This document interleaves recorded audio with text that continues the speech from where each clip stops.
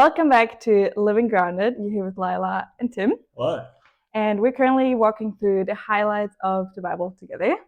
We're up to Song of Songs. Yeah. Exciting. Well, yeah. Is it? Is it? Look, it's a book of the Bible that at times some people across history have said it shouldn't be in the Bible. Rip it out. Again, another book that actually doesn't mention the name of God. But I think, as you'll see, I think it is meant to be in there, and for a particular reason. But it is a controversial book. The Mormon Church, Church of Latter-day Saints, not a Christian church, by the way, but they do use the Bible. They would staple Song of Solomon's together or rip it out entirely before, because of its nature. Now, I'm aware that so many of our listeners haven't really read the Old Testament, so you're wondering, what in the world is this all about? You'll find out today. But what is to be honest, it's about sex. And it's a great entry point into wrestling with, I think, a really important question across history, but of course for our day, which is, what is the Bible's attitude towards sex? Historically, the church has been very hesitant to talk about sex. We may not have stapled this part of the Bible, but we certainly avoided it like the plague. And sin, of course, in our culture has severely twisted the idea of sex. Pornography is everywhere. It's not just pornography as such, but every show that seems to be on TV is kind of pointing in the direction of sex or sexuality or sensuality.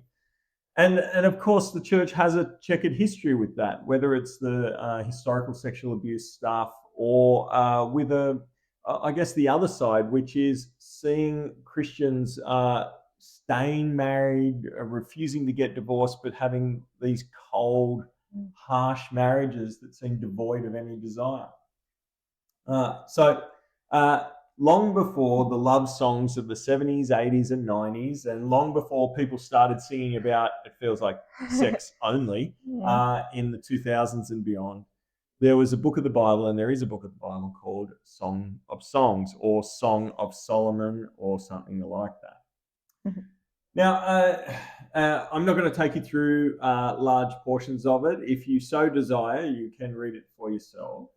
But what I want to give you is how to interpret it, because actually there is quite a history of wrestling with how should we understand what this is, particularly what kind of genre it is.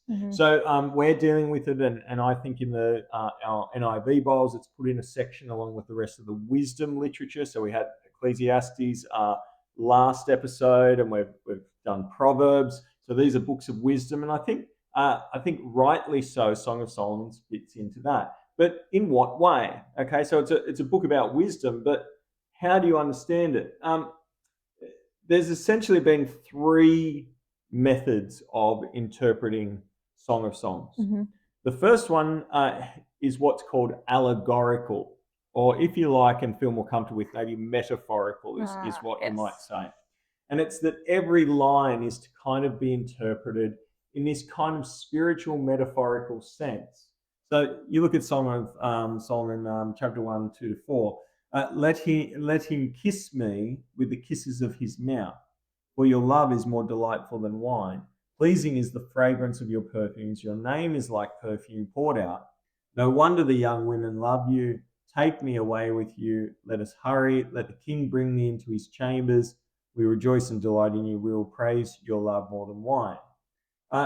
Now, there's an old Hebrew kind of piece of writing that it's Aramaic. It's called the Targum. And in the kind of reference notes, so imagine like the Targum is like a little bit like your NIV study Bible or something like that. It would have notes to it. And it said that this section, this whole piece, take me away with you, bring me into your chambers, all this sort of stuff, this is a reference to the Exodus. It's God taking Israel away from Egypt and into God's own chambers, that is, the Promised Land. And particularly in like the 3rd century AD and onwards into what we kind of sometimes call medieval or Middle Ages, this was really popular to not interpret Song of Songs as a literal kind of love poem, but as a spiritual kind of description of what God has done for his people, his bride. Okay. So that's one way that people interpret it. The second way is to take it literally. So as a love poem between a husband and a wife.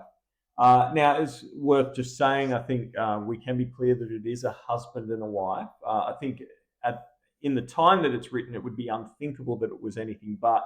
But you also get hints in the passages. So chapter 3, verse 5, daughters of Jerusalem, I charge you by the gazelles and by the does of the field, do not arouse or awaken love until it so desires. So you get little hints there that I think until you're in marriage is the picture. So we've got the allegorical or metaphorical interpretation. We've got the literal, that this is a love poem just between two people, the way someone might write a love poem today. Or, to be honest, you'll see, and I'll quote you some passages of how it feels very different to what someone might write today, even if you were inclined to write poetry to your husband or wife. But certainly when you compare it to ancient Egyptian love poetry, it has a lot of similarities. It's very similar to other outside of the Bible poems that we have. But the third option, and I'm sure you can guess this is the option that I prefer, is that it's actually kind of a little bit of both. So I think it is a love poem in its first sense, in that this is a husband and wife kind of describing their desire, their love, their kind of sexual intimacy as well for one another. But it's there, and that the point of all of that is actually pointing to the bigger metaphorical picture. So it's not metaphor in every line. I think it's literal in every line, but it's metaphor in the grand scheme of what the book is, or what the poems are, pointing to that big picture of God's love for his church, of Jesus's love for his bride. So not in its sentences, but in its wholeness, and in the whole kind of vibe, if you like, of the thing. Now, just worth saying, for those who are game and decide to go and read it for themselves, there are interpretive challenges that you'll find. You won't naturally resonate with all the pieces of it, because it is an ancient piece of writing. You look at chapter 4, verses 1 to 2. Lila, do you want to read this? Sure.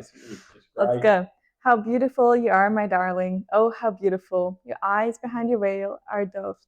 Your hair is like a flock of goats descending from the hills of Gilead. Your teeth are like a flock of sheep just shorn, coming up from the washing. Each has its twin. Not one of them is alone. Wow. Look, it's not overly different to today. That straight teeth and white teeth were, symbols of beauty. But I don't know about hair like a flock of goats. And I don't know about eyes like doves. Peaceful eyes. Yeah, peaceful. Yeah, that's good. So the thing to remember is, as you're reading Song of Solomon, it's describing the love of a husband and a wife. So often you'll get this language of the Shulamite.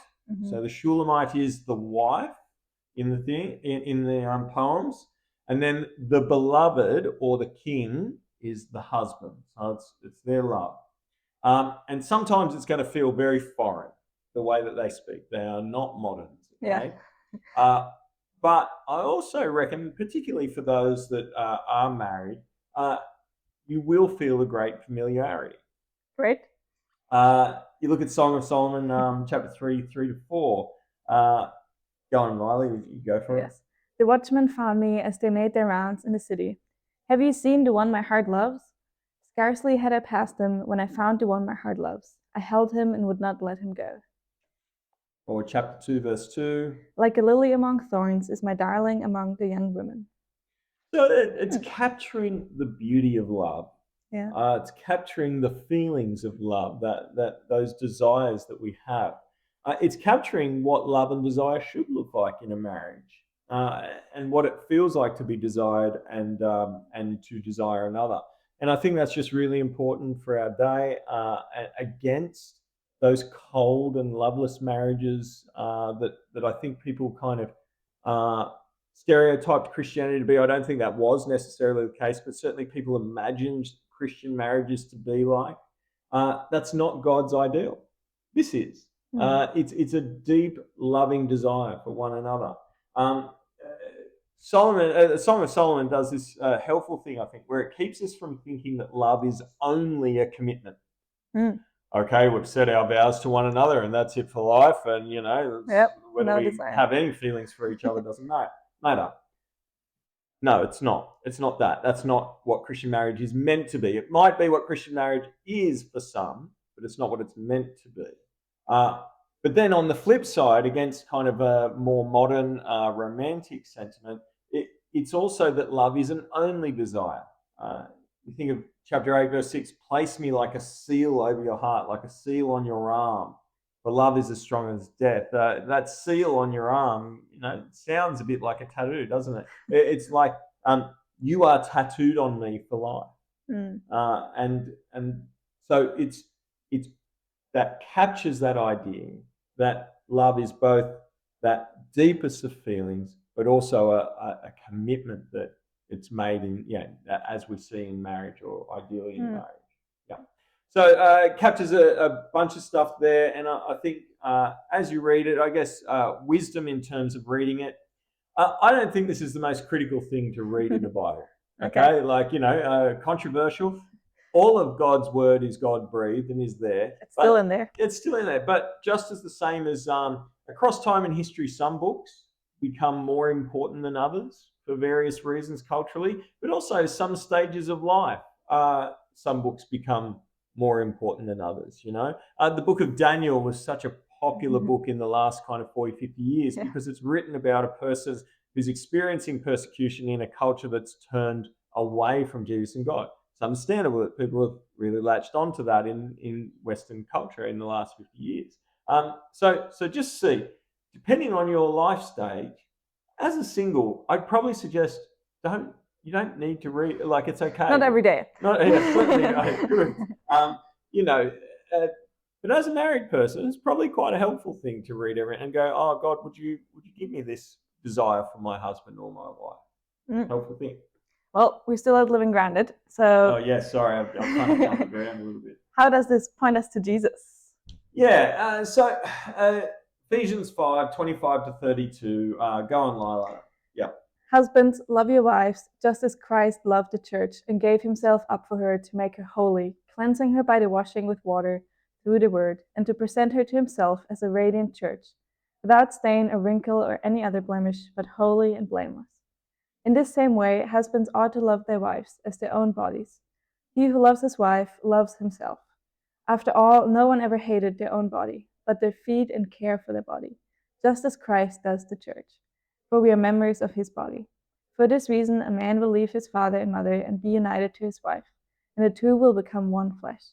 This is a profound mystery, but I'm talking about Christ and the church.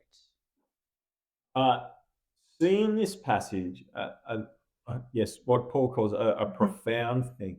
And it is a profound thing that I think goes against even how many Christians think about marriage today. Marriage is God's gift to enjoy. Yes, marriage is a good thing. It's not an evil thing. It's a good thing. But marriage is not there for its own purpose. And sex fitting within marriage, these things, that relationship is there to point you towards the gospel, to point you towards Jesus' love for the church, his relationship towards the church, his feelings towards the church, and vice versa, how the church should relate back to him. So I love what one writer describes as it's a signpost, not a gateway. I'm going to say this again later, but we just need to be so careful to think that marriage is the thing that brings you closer to God, as opposed to, no, it's created to point you to God, and you don't need to have it in order to see the signpost. Yes.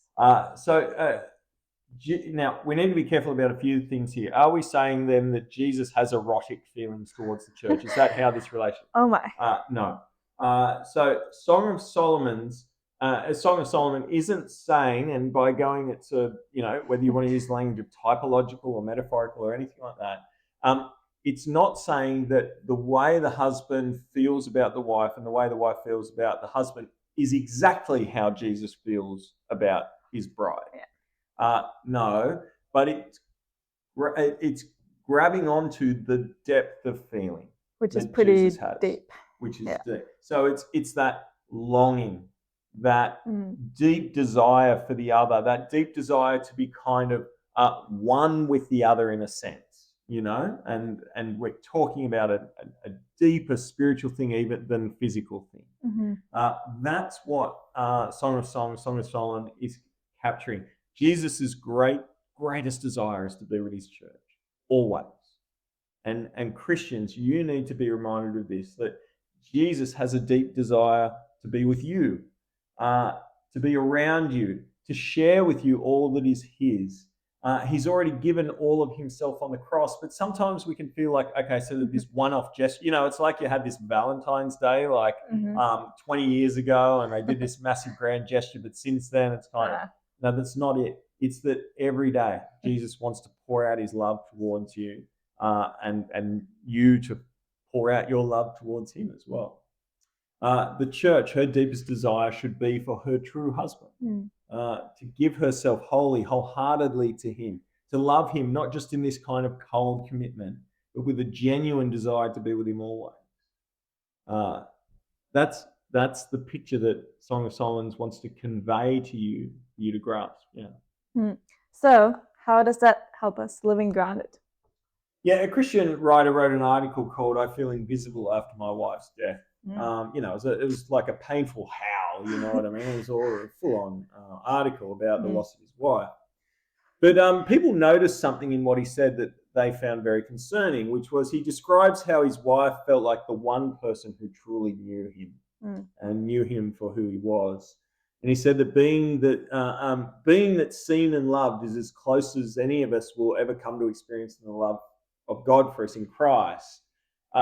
He's explaining how losing her felt like losing the one who truly knew him. And there's a danger here. Oh, yeah. And you see it particularly because of how singles will feel about hearing something like that. It makes it feel like there is something so special about the experience of marriage that without it, you're missing out on knowing something deeply about God, or experiencing something deeply about God. And I think we need to be really careful of that. Married people, we need to be careful of making our experience with our husband or wife the center of our world, the deepest answer to our longings. It isn't, and it isn't meant to be. Our deepest relationship should be with Jesus. And as we look at our relationship with our husband or wife, it should be pointing us towards, but you have something so much deeper and even better in Jesus. You remember that Jesus says that in the resurrection there will be neither marriage nor, there will not be husband and wife, because we will be with the one that we've ultimately longed for. What exactly that looks like, I don't know. But there you go. God wants us to have warm marriages with good sex. That's how he designed it. But not simply for the sake of our pleasure or our fulfillment, but so that you could understand Jesus more deeply, as well as just enjoying a good gift that God's given. And so that point says, let's also not make sex the center of our lives. So often adultery happens because husbands or wives feel like they're not being sexually fulfilled. Our culture cries out sex is everything. Yeah. But it really isn't, and neither should it be. The message of the Bible is you don't need to ever have sex to have intimacy with God. Jesus didn't have sex. Paul didn't have sex. What are we saying? That they were missing some key component of their depth of feeling with God? And so singles, I think for you, you can acknowledge and see marriage as a profound expression of Christ and the church. but you don't need to have it to be able to say that and see that. Yeah. And in your longing for that deepest of intimacies that I know that singles often feel, you have the opportunity to turn to Christ in that. And please don't hear that as like the second best option. No, you have the best option, and marriage is the second best option. It's the thing that points towards, not the thing itself. As one single writer said, and I mentioned this before so helpfully, let's not see it marriage as the gateway or sex as the gateway to deeper intimacy with God, but just as another pointer. Right? You don't have deeper closeness with God through marriage or sex, but you can see something of what closeness with God is meant to look like when you see marriages and sex done well. That's the picture. Okay. Yeah. Yeah. Good reminder for me as a single woman that I don't lack anything from God without marriage, and that I'm already fully seen and loved by Christ. Yep. Beautiful. Amen. Well, this is it for Song of Songs. Where are we going to go next episode? Yeah, so we begin a kind of a new section of the Bible, which is called the prophets. Isaiah, perhaps one of the most important books in the Old Testament. Good. See you then. Yeah.